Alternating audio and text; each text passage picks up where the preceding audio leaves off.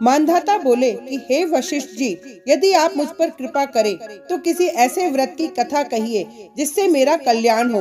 महर्षि वशिष्ठ बोले कि हे राजन, सब व्रतों में उत्तम और अंत में मोक्ष देने वाले आमल की एकादशी के व्रत का मैं वर्णन करता हूँ। ये एकादशी फागुन माह के शुक्ल पक्ष में होती है। इस व्रत के करने से समस्त पाप नष्ट हो जाते हैं। इस व्रत का फल 1000 गोदान के फल के बराबर होता है। आमल की यानी आंवला को शास्त्रों में श्रेष्ठ स्थान प्राप्त है। विष्णु जी ने जब सृष्टि की रचना के लिए ब्रह्मा जी को जन्म दिया, उसी समय उन्होंने आंवले के वृक्ष को जन्म दिया।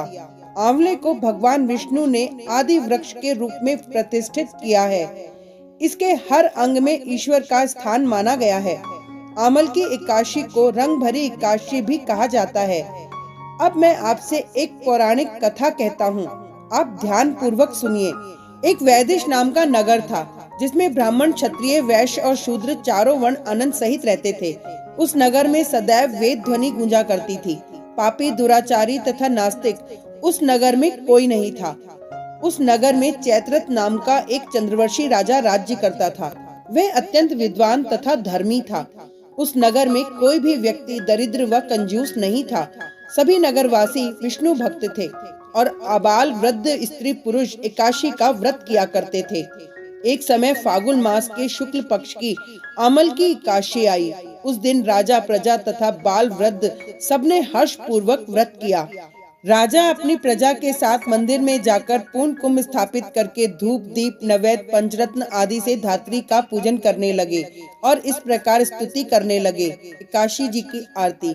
हे धात्री, तुम ब्रह्म स्वरूप हो, तुम ब्रह्मा जी द्वारा उत्पन्न हुए हो और समस्त पापों का नाश करने वाले हो।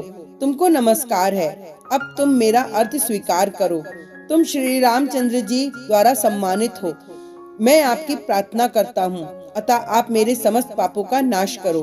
उस मंदिर में सब ने रात्रि को जागरण किया।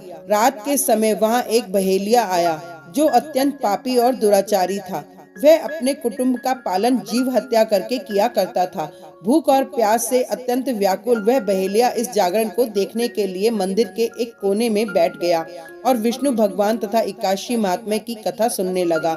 इस प्रकार अन्य मनुष्यों की भांति उसने भी सारी रात जाग कर बिता दी। प्रातः काल होते ही सब लोग अपने घर चले गए, तो बहेलिया भी अपने घर चला गया। घर जाकर उसने भोजन किया। कुछ समय बीतने के पश्चात उस बहेलिया की मृत्यु हो गई।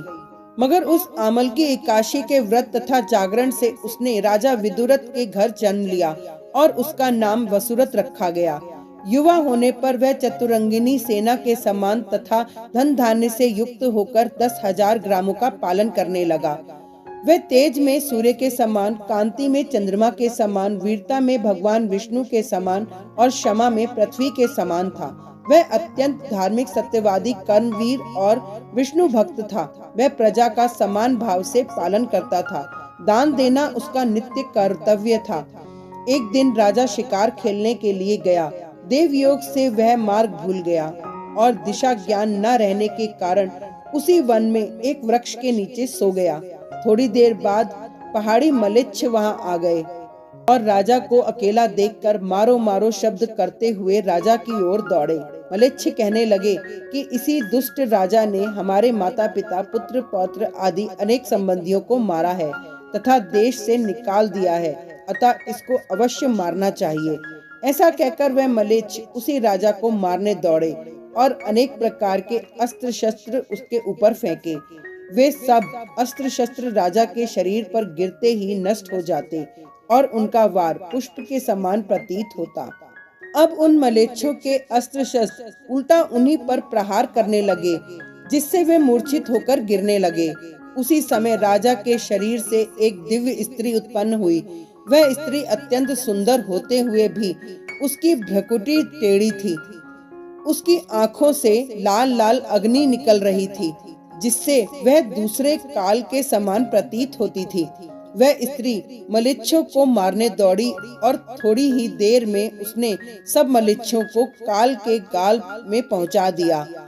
जब राजा सोकर उठा तो उसने मलेच्छों को मरा हुआ देखकर कहा कि इन शत्रुओं को किसने मारा है। इस वन में मेरा कौन हितैषी रहता है। वे ऐसा विचार कर ही रहा था कि आकाशवाणी हुई, हे राजा, इस संसार में विष्णु भगवान के अतिरिक्त कौन तेरी सहायता कर सकता है। इस आकाशवाणी को सुनकर राजा अपने राज्य में आ गया और सुखपूर्वक राज्य करने लगा। महर्षि वशिष्ठ बोले कि हे राजन, ये अमल की एकादशी के व्रत का प्रभाव था। जो मनुष्य इस अमल की एकादशी का व्रत करते हैं वह प्रत्येक कार्य में सफल होते हैं और अंत में विष्णु लोक को जाते हैं। Thank you.